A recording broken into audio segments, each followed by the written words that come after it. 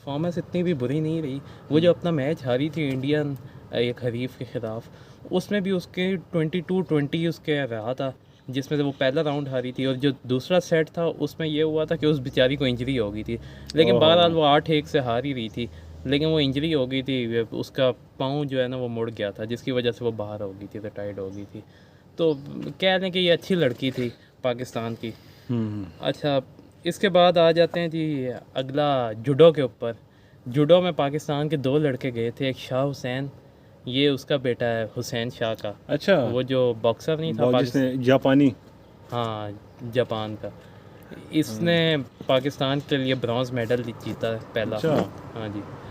और दूसरा एक और लड़का गया था 100+ कैटेगरी में, कैसर, कैसर नवाज हक।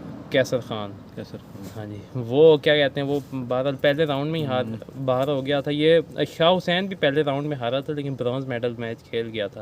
अच्छा इसका ड्रॉ है, इसको ऐसा मिला था। अच्छा अच्छा। तो उसमें यह है कि एक मैच जीत के इसने ब्रॉन्ज मेडल पाकिस्तान के लिए वाह, कर लिया था। गुड। तो ये इसका पहला ही मेडल है। इससे पहले ये ओलंपिक वगैरह में भी जाता रहा है, लेकिन इसकी कोई परफॉर्मेंस नहीं आती रही। अच्छा अच्छा। अच्छा, इसके बाद आ जाते हैं कुछ ऐसे इवेंट्स जिसमें हमेशा से पाकिस्तान के मेडल आते हैं। तो सबसे पहले आ जाते हैं वेट लिफ्टिंग की तरफ। तो वेट लिफ्टिंग में ऐसा था कि पाकिस्तान के एक तला तालिब एक वेट लिफ्टर है, वो तो पहले ही बाहर हो गया था, डॉप टेस्ट उसका पॉजिटिव आया था, उस वजह से वो जो अच्छा। ओलंपिक में वो जिसकी 5वीं पोजीशन हाँ नहीं हाँ आई हाँ थी, हाँ हाँ। हाँ वो लड़का, तो अच्छा वो बाहर हो गया था। तो वो एक पाकिस्तान की वो एक मेडल होप थी जिसे कहते हैं, तो वो बाहर हो गई थी। लेकिन बहरहाल 3 लड़के गए थे, हंजला, हैदर और नू। ठीक है। तो ये जो 2 लड़के हैं हंजला और हैदर, ये भी होप्स थे पाकिस्तान की, लेकिन ये भी कोई ख़ास परफॉर्मेंस नहीं थी। लेकिन बहरहाल ठीक परफॉर्मेंस थी इनकी, ऐसे नहीं कह सकते कि बुरी थी, ठीक थी। वो 5वें नंबर पे आया था, 7वें पे आया था।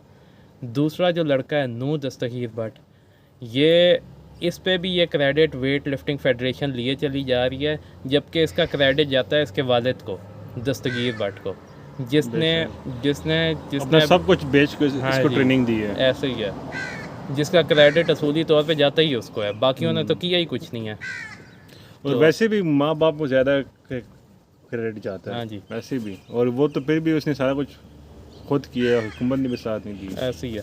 तो चलो। उसके बाद आ जाते हैं रेसलिंग की तरफ। रेसलिंग पे अब ये सब शादियाने बजा रहे हैं कि जी हमने बड़े झंडे गाड़ लिए, 6 में से 5 बंदे मेडल ले आए, जबकि कॉमनवेल्थ गेम में जो मुल्क आते हैं उसमें रेसलिंग कोई करता ही नहीं है, सिवाय इंडिया के रेसलर होते हैं, अच्छा। कनाडा थोड़ी बहुत कर लेता है, और अफ्रीकन तो नहीं करते नाइजेरिया भी थोड़ी बहुत कर लेकिन लेता वो है। माल्टा सोमालिया बाकी तो वगैरह, कोई नज़र ही नहीं आता। ऑस्ट्रेलिया वो वाले भी नहीं करते हाँ जी, रेसलिंग। जस्ट पार्टिसिपेशन के लिए आते हैं बाकी सारे मुल्क। तो उनसे आप अगर ब्रॉन्ज की तरफ जाते हैं तो ये आपकी कोई अच्छी परफॉर्मेंस नहीं है। अभी एशियन गेम्स आएगा, उसमें कम मुल्क होंगे, लेकिन उसमें चाइना होगा, उसमें फिर आप क्या करेंगे? इसमें आपका एक भी गोल्ड नहीं है।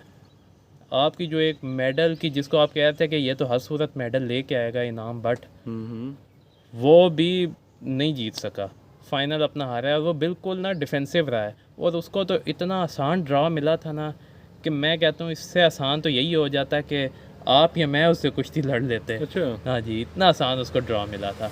खाली उसने फाइनल तक पहुँचना उसका वैसे ही तय था। अच्छा, वो भी सिल्वर लिया।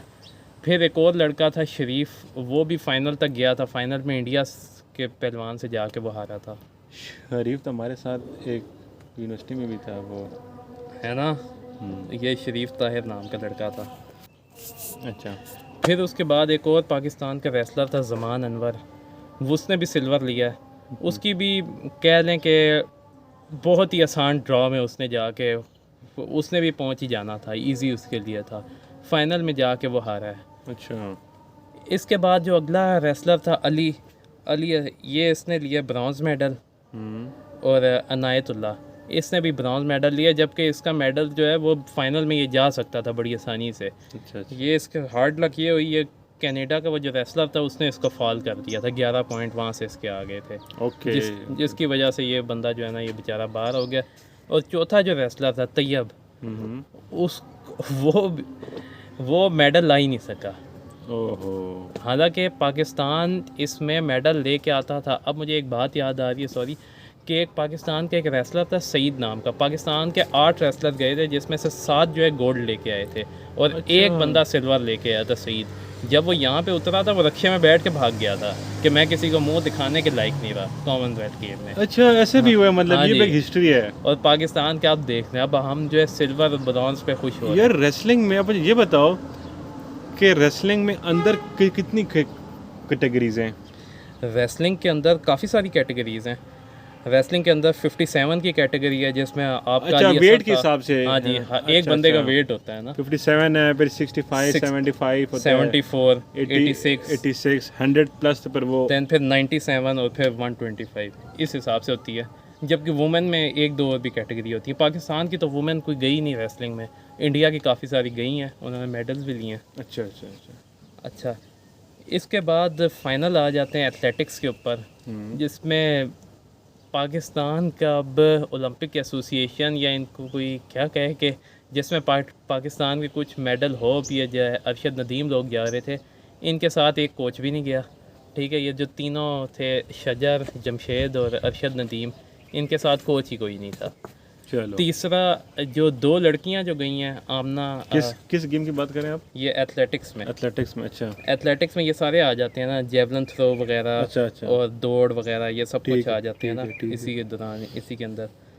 तो 2 लड़कियां थी, अनीला गुलजार और अनीला बेग, इनके साथ ऑफिशियल गई हैं जिनका कोई ताल्लुक भी नहीं बनता था।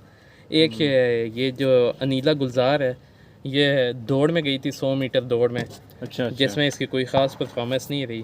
फिर अनीला बेग जो थी वो डिस्कस थ्रो में गई थी, वो जो नहीं गोल, जी जी हाँ जी, उसमें गई थी, उसके साथ भी ऑफिशियल गई हुई थी। जबकि एक हैरत अंगेज़ एक परफॉर्मेंस ये हुई थी कि शजर अब्बास, वो जो पाकिस्तान का एथलीट था 200 मीटर दौड़ में, वो फाइनल तक पहुंच गया था। ज़बरदस्त। लेकिन वो 8वें नंबर पे आया, 8वें में से 8वें नंबर पे, लेकिन बहरहाल फाइनल में पाकिस्तान पहली बार हुआ है कि कोई बंदा फाइनल में गया है। चलो तो फाइनल आ जाते हैं अरशद नदीम के ऊपर। अरशद नदीम, अरशद नदीम ने पहली वो मेडल की होप ऐसे था कि वो चोपड़ा जो था इंडिया का, नीरज चोपड़ा, वो तो वैसे ही बाहर हो गया था इंजरी की वजह से, तो काफ़ी ज़्यादा इसके चांसेस बनते थे।